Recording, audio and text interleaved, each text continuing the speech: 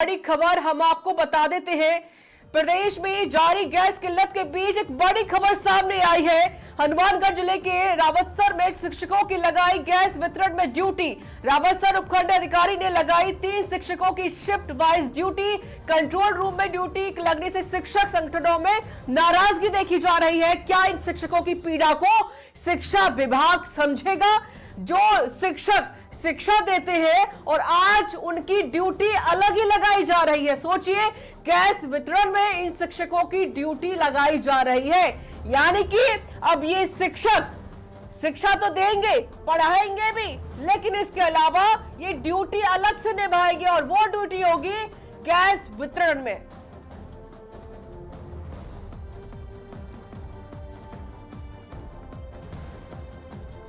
और इस पर अधिक जानकारी देने के लिए हमारे साथ हमारे संवाददाता धर्मेंद्र सिंघल जुड़ गए हैं।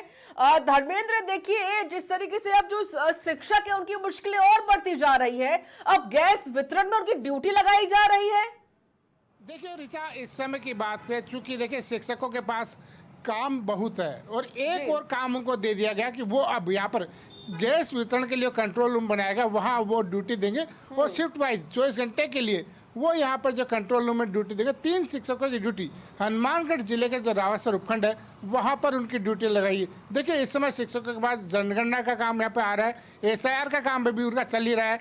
इसी बीच परीक्षाएं जारी है, परीक्षा में उनकी ड्यूटी है, कॉपी चेक करनी है। पहले से काम बहुत है, अब ये काम देने के बाद से शिक्षक संगठनों में कहीं न कहीं नाराजगी, चूँकि अभी एक यही मामला सामने आया, हो सकता है कि और भी कई जगह उन शिक्षकों की ड्यूटी लगा दी गई हो या लगाई जाने वाली हो, तो उसको लेकर के कहीं न कहीं शिक्षकों में नाराजगी। देखिए बड़ी बात है कि जिन शिक्षकों का काम पढ़ाई करवाना है उनसे पढ़ाई नहीं करवा करके अन्य कामों में ड्यूटी लगाए देना।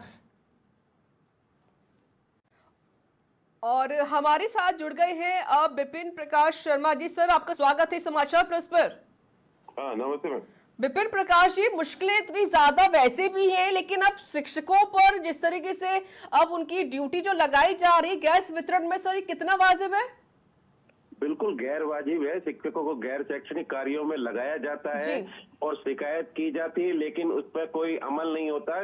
और सबसे बड़ी कमजोरी हमारे शिक्षा विभाग की और शिक्षा अधिकारियों और शिक्षा मंत्री की कमजोरी नजर आती है कि उपखंड अधिकारी भी शिक्षकों की ड्यूटी लगा रहे हैं। अभी हाल ही में 7-8 दिन पहले हमारी शिक्षा मंत्री से मुलाकात हुई, शिक्षा सचिव भी उस मीटिंग में थे। हमने बताया गैर शैक्षणिक कार्यों में ड्यूटी लगाई जा रही है। ड्यूटियां जो हमारी लगाई जानी चाहिए वो जिला शिक्षा अधिकारी के माध्यम से लगानी चाहिए। कोई भी अधिकारी कोई दूसरे विभाग का हमारी ड्यूटियां लगा देता है और शिक्षक को वहां जाना पड़ता है। अब मैं आपको ये आज गैस सिलेंडर के वितरण में ड्यूटियां लगी, इससे पहले भेड़ निष्करण में ड्यूटियां लगी, उनकी शिकायत की जाती है, उसके बाद प्रसंज्ञान लिया जाता है, ड्यूटियां कैंसिल होती हैं। मैं आपको एक हाल ही उदाहरण देता हूँ कि जनगणना का काम चालू हो गया है। जनगणना में ड्यूटियां, जैसे किसी विद्यालय में 20 कर्मचारी, तो 20 की 20 जनों की ड्यूटी लग रही है। तो स्कूल कौन चलाएगा? सरकार कह रही है 1 अप्रैल से नया सत्र चालू करेंगे, CBSE से मुकाबला करेंगे, निजी स्कूलों से मुकाबला करेंगे। जब मुकाबला करने की बात है, जब शिक्षक ही नहीं है राजस्थान के स्कूलों में, तो मुकाबला किससे करोगे आप? शिक्षा मंत्री को इसमें प्रसंज्ञान लिया, उन्होंने शिक्षा सचिव से और डायरेक्टर से कहा कि जिला शिक्षा अधिकारी के माध्यम से ड्यूटी लगे, लेकिन आज 7 दिन हो चुके हैं।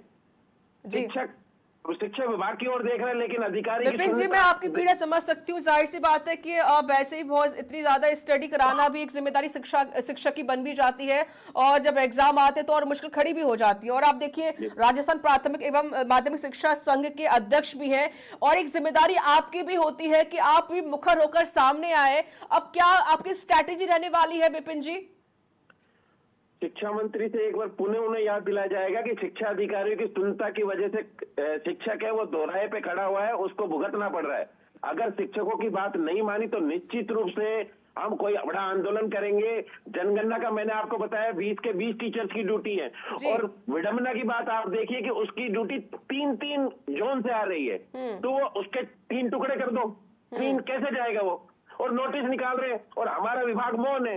तो जब हमारे मुखिया ही हमारी बात को नहीं सुन रहा, अगर मुखिया हमारी बात को नहीं सुनेगा तो हमारे पास एक आंदोलन का ही रास्ता बचता है, और उस आंदोलन के लिए हम बिल्कुल तैयार हैं। देख रहे हैं कि मुखिया कोई डिसीजन ले ले। चलिए, अगर आपकी बातों को नहीं सुना गया तो आपकी तरफ से यहाँ पर प्रदर्शन किया जाएगा। बहुत बहुत शुक्रिया विपिन प्रकाश शर्मा जी हमारे संग जुड़ने के लिए।